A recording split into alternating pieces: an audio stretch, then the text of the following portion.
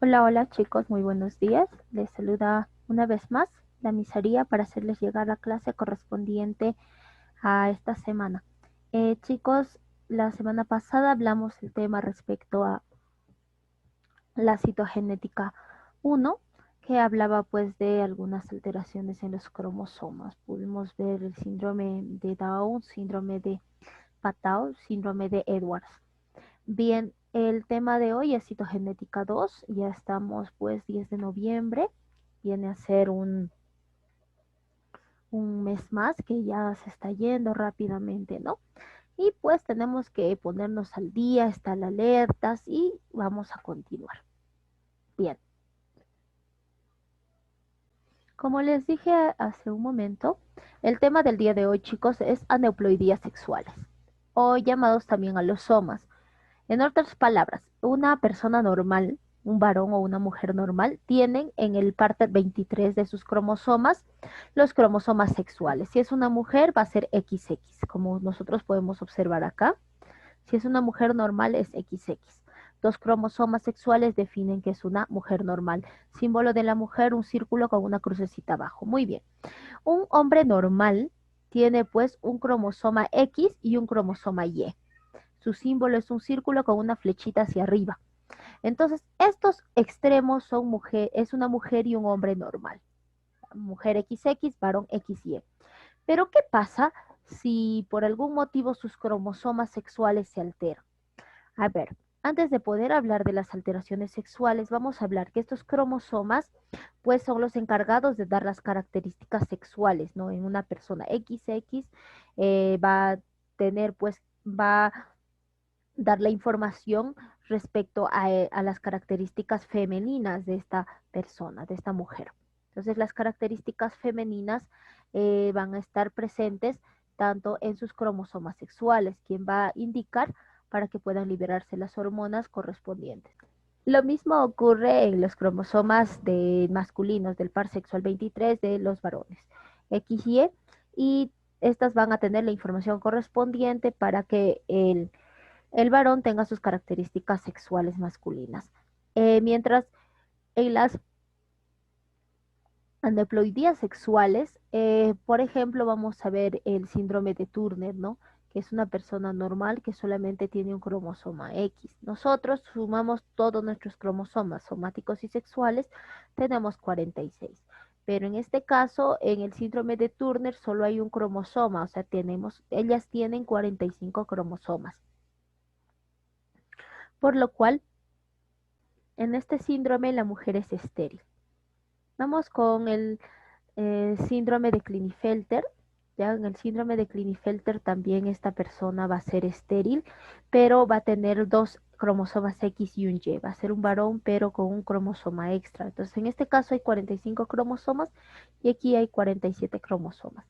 Vamos a ir por partes. Vamos a dar más detalles respecto a estas alteraciones cromosómicas.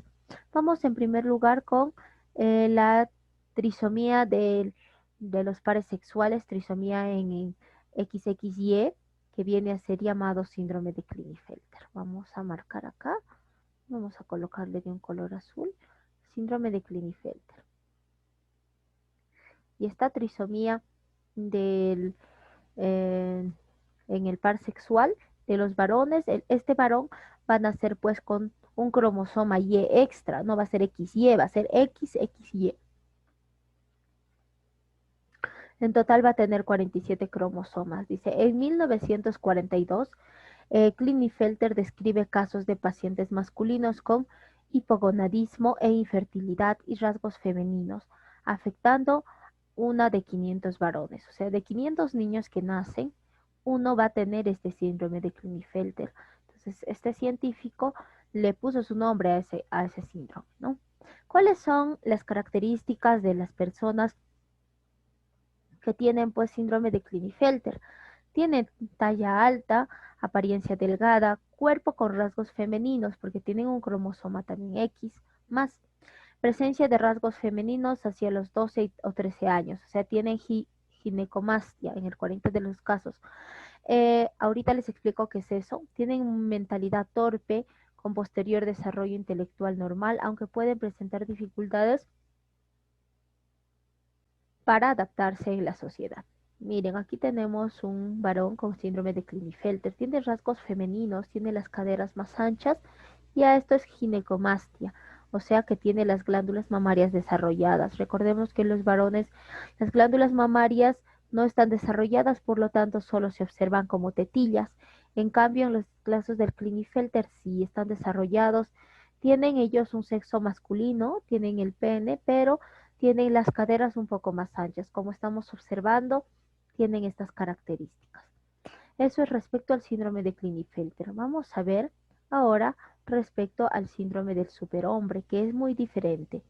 Miren, en Klinefelter los cromosomas son XXY, mientras que en el superhombre viene a ser XYY, o sea, hay un cromosoma Y extra. Muchos decían que el superhombre pues venía a ser, ¿no?, un hombre bastante robusto, fornido, es un superhombre, decían, pero en realidad no fue así.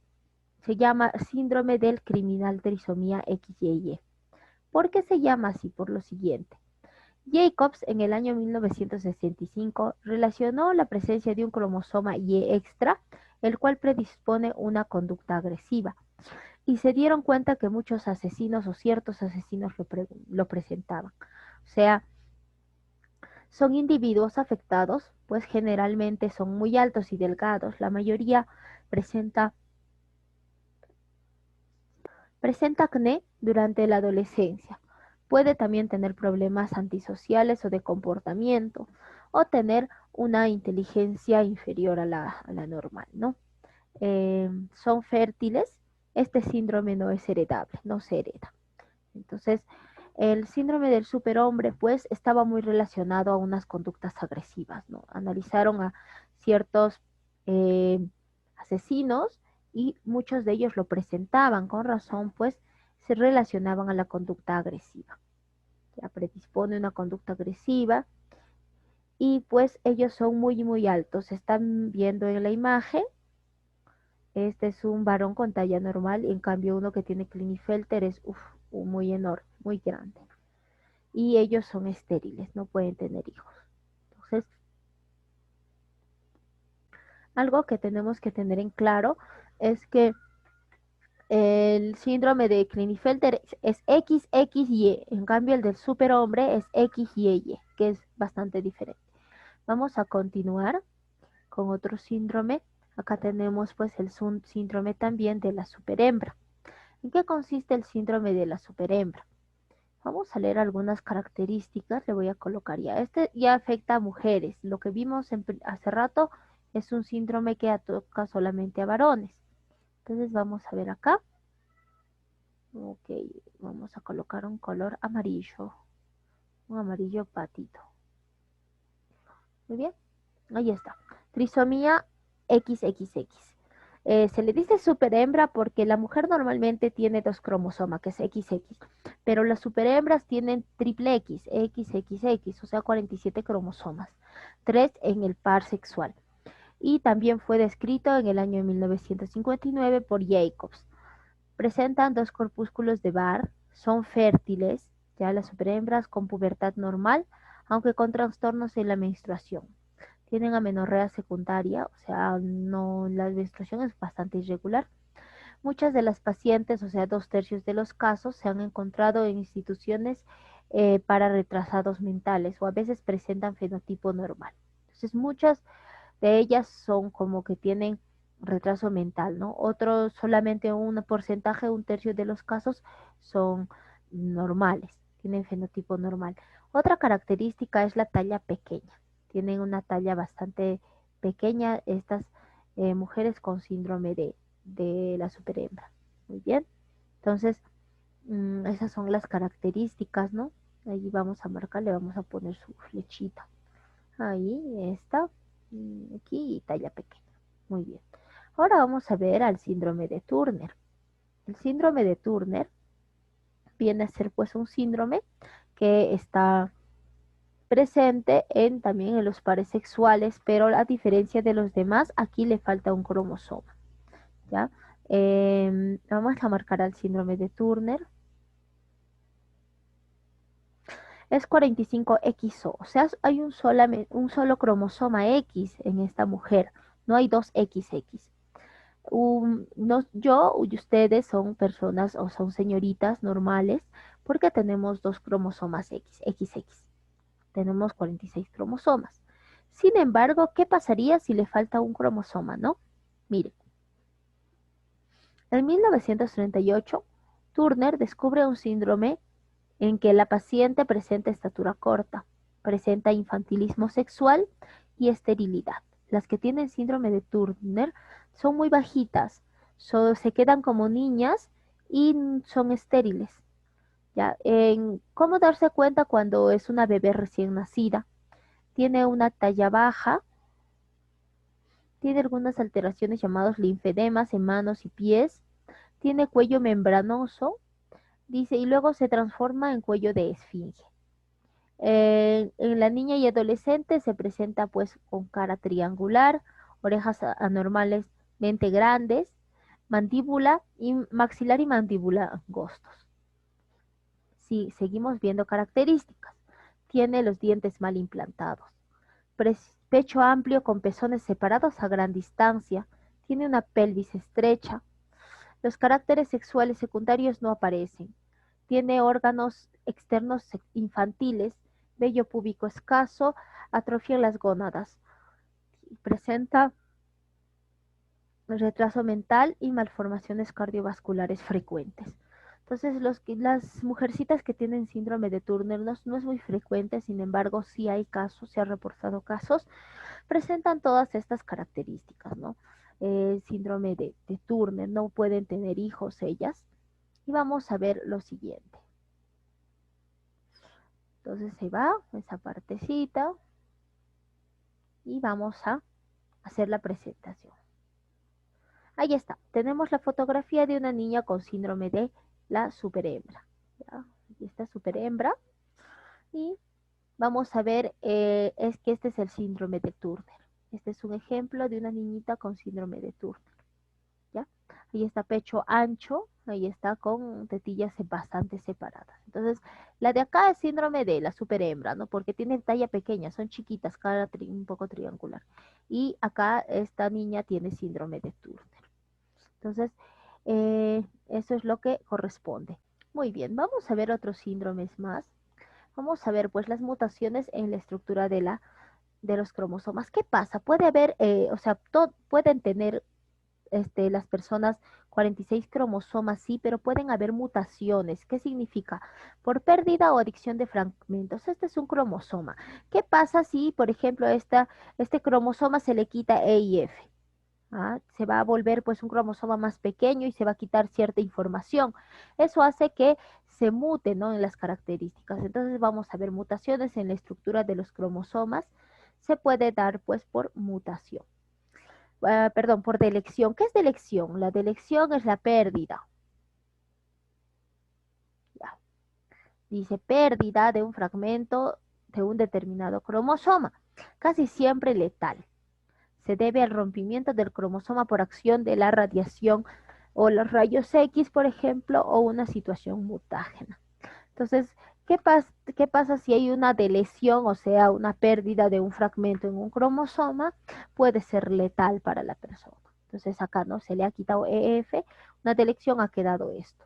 Se le debería aumentar EF, pero a nivel cromosómico es bastante complejo. Esto se da por estar expuestos a rayos ultravioletas, a los rayos X o a una sustancia que va a hacer mutar. Esto es bastante complejo y peligroso. Vamos a ver al síndrome, por ejemplo, de Cri-du-chat,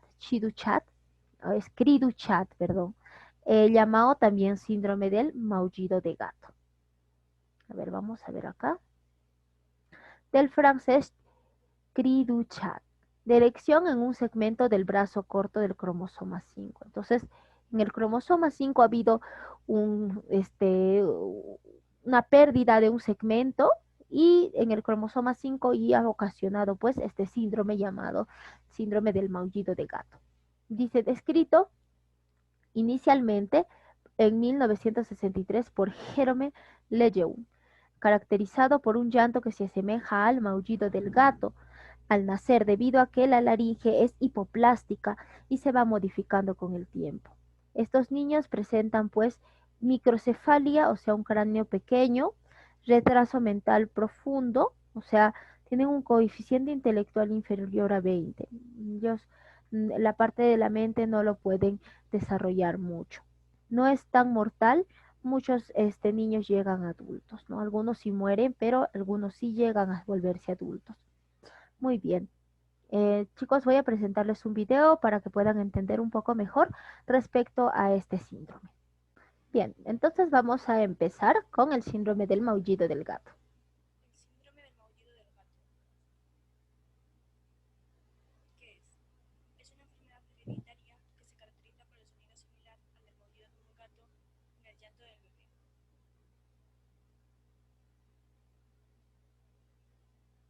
Las causas que lo producen son la pérdida de una parte de las estructuras del núcleo celular que portan el material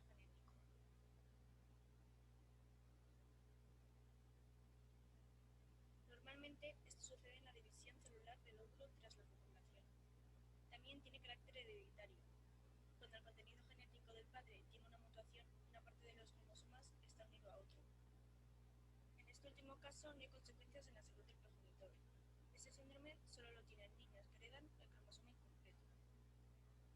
Para establecer el pronóstico, hay que saber si se ha causado la división del óvulo en la fecundación o si el cromosoma está unido a otro cromosoma en la información genética del padre. Los síntomas son externos y son microcefalia, es decir, cabeza pequeña, orejas más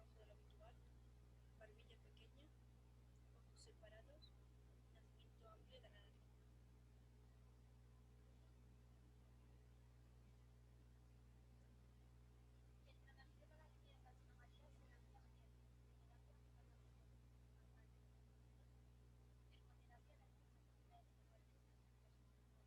A ver, chicos, parece que el volumen no ha salido. Lo voy a presentar nuevamente desde acá, ¿ya? Entonces, vamos a tratar de corregir esta parte porque pensé que le había puesto el sonido. Que se caracteriza por el sonido similar al del maullido de un gato en el llanto del bebé.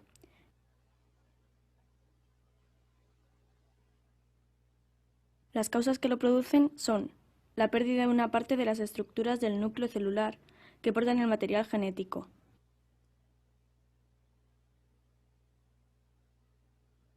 Normalmente, esto sucede en la división celular del óvulo tras la fecundación. También tiene carácter hereditario. Cuando el contenido genético del padre tiene una mutación, una parte de los cromosomas está unido a otro. En este último caso, no hay consecuencias en la salud del progenitor. Este síndrome solo lo tienen niños que heredan el cromosoma incompleto. Para establecer el pronóstico, hay que saber si se ha causado en la división del óvulo en la fecundación o si el cromosoma está unido a otro cromosoma en la información genética del padre.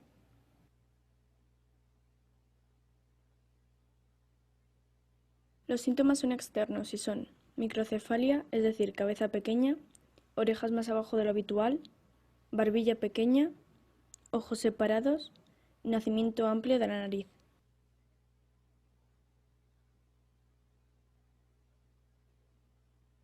El tratamiento para eliminar las anomalías se realiza mediante fisioterapia aplicando agentes físicos naturales y artificiales, ergoterapia realizando actividades manuales y físicas que mejoran la adaptación social del afectado y logopeda para mejorar su capacidad de comunicación.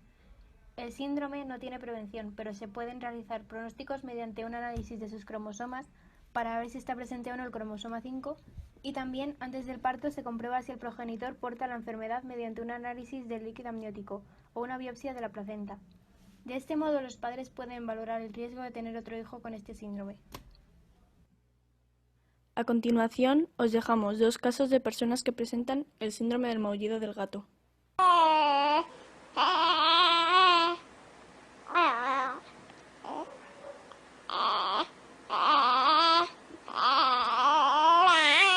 El próximo año, Rocío va a comenzar a estudiar en un centro ocupacional, ya que no hay centros específicos para chavales con este síndrome. ¿Y a estudiar a dónde, Rocío? ¿Pero a dónde vas a estudiar?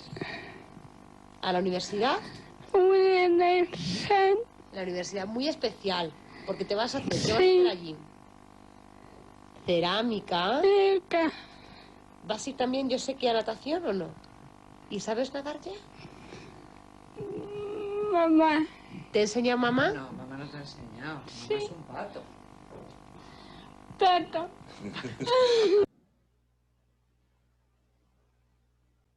Bien, chicos, solamente decirles que este síndrome viene a ser no tan frecuente, ¿no? Sin embargo, hay muchos niños que tienen este síndrome del maullito de gato.